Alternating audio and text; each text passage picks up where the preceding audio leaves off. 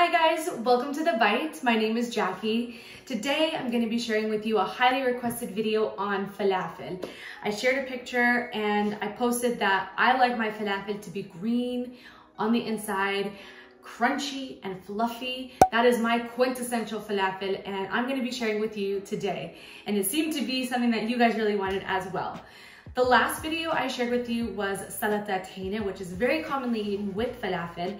So we gotta do the falafel.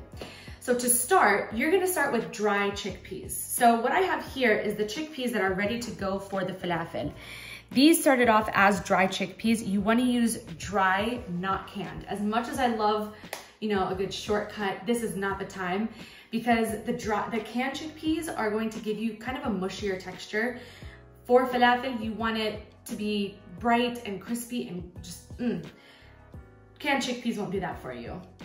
Start with dry chickpeas, fill it with water and a little bit of baking soda and let it sit for about 24 hours. At this time, it's going to be soaking up the water, it's gonna double in size, and you might hear a little bit of snap, crackle, pop around here.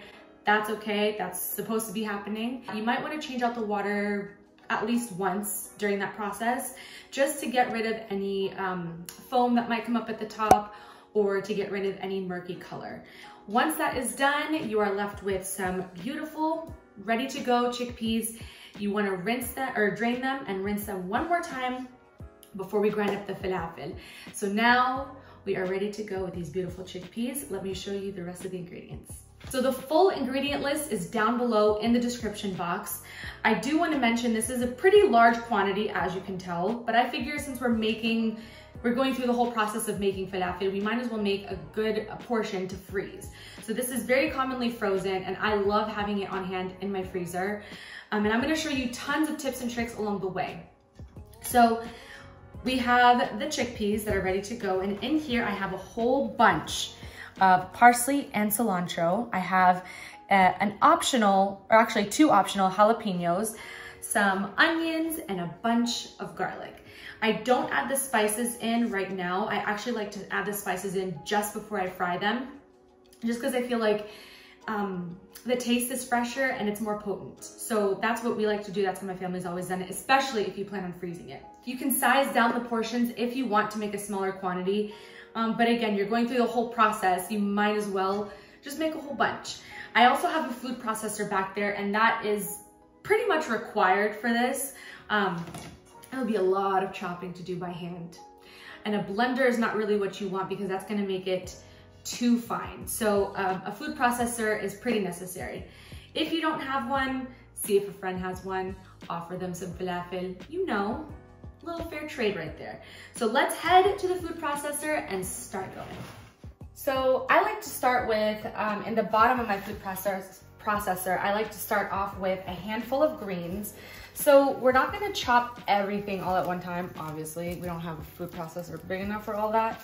But you wanna just take, and if you'll notice, I just cut off the very ends of the parsley because the stems, for both the cilantro and the parsley, the stems have a lot of good flavor. So you wanna add the stems, just cut off the very ends. And you can actually plant those ends. I do that, and I actually did that with parsley and cilantro this year, and they are growing beautifully.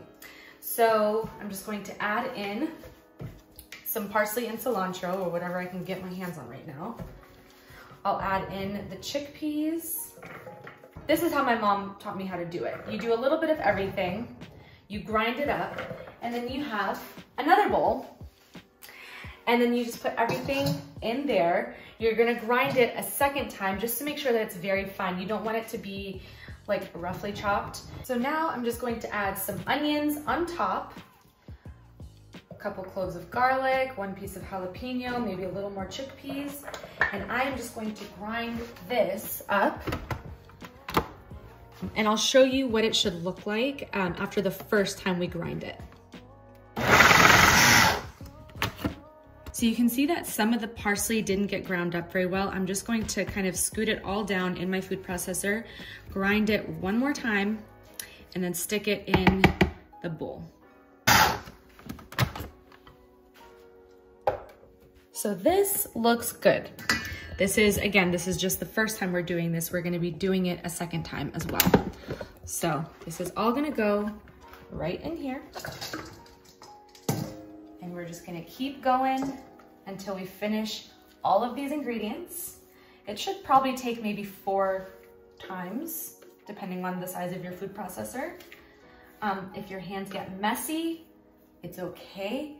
If you want to wear gloves, because we are working with jalapenos and garlic, then by all means do so. I just have never really worn gloves when I cook. It's just not, I don't know.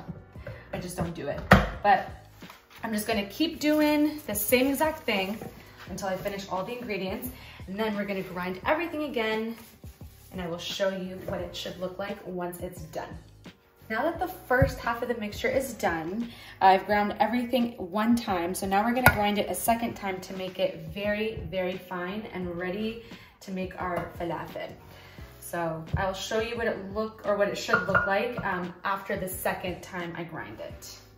So the mixture is ready, and come take a look at the consistency of it. So it's very finely ground, and it's going to make for a beautiful falafel just like this. There's no large chunks, everything is very well processed. So mixture in Arabic is called khalta. So this is called the falafel khalta. I portion it out in plastic bags, and I reuse these plastic bags as well. But I take about 3.5 cups of the mixture and stick it into here and to freeze for later. The portion for the spices that I have listed below is for a 3.5 cup worth of mixture. If you have less or if you have more, just adjust the spices accordingly. And if you plan to not freeze it, or at least use some right when you make it, cool it for a little bit in the fridge, maybe for about just an hour, so that it holds together a little bit better. And on the flip side, if you're defrosting it and you want to use it right away, don't do it when it's like ice cold. You want to let it sort of almost come to room temperature, but a little bit colder than room temperature, and that is going to give you your ideal falafel. So I'm going to do about 3.5 cups per bag. Seal these up and stick them in my freezer for later. So this is actually a falafel batch that I had previously made when I was testing the recipe, and it's come to room temperature. So now I'm just going to add the spices. So in here I have cumin, salt and pepper, baking powder, and baking soda. You want more baking powder than baking soda. Just gonna add that all right now. And then give it a good mix before forming them and frying them. So I like to take about 3 tablespoons, maybe 2 tablespoons worth of dough, and just form it lightly into a ball like this. And that is the size of falafel that I like. So I'm just gonna continue doing like 3 or 4 at a time.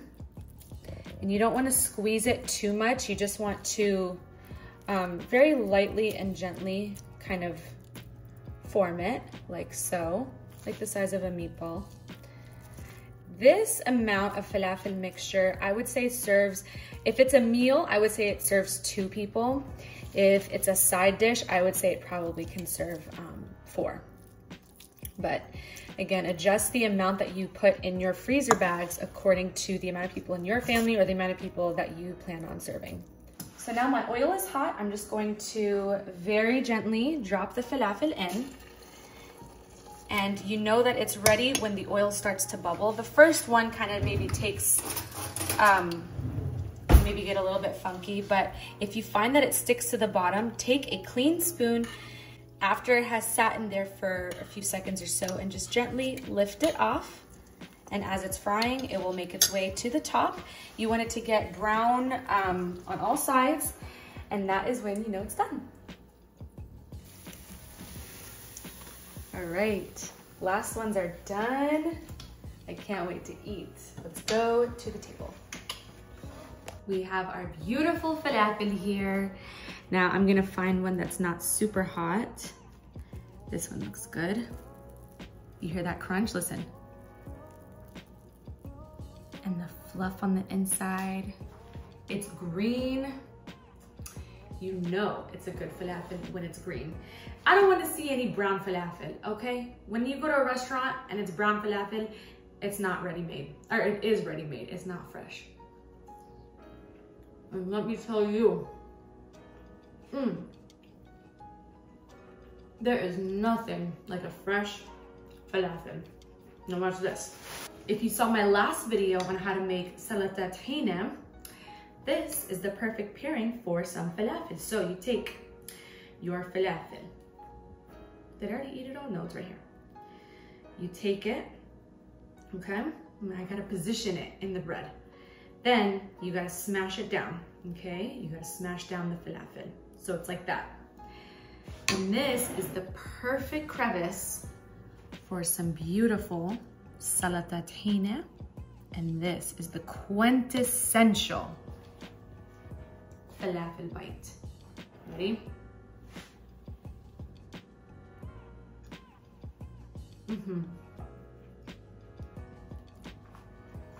You get the beautiful soft pita bread with the herby, crispy fried falafel, the beautiful, crunchy and colorful salad that goes on top of it.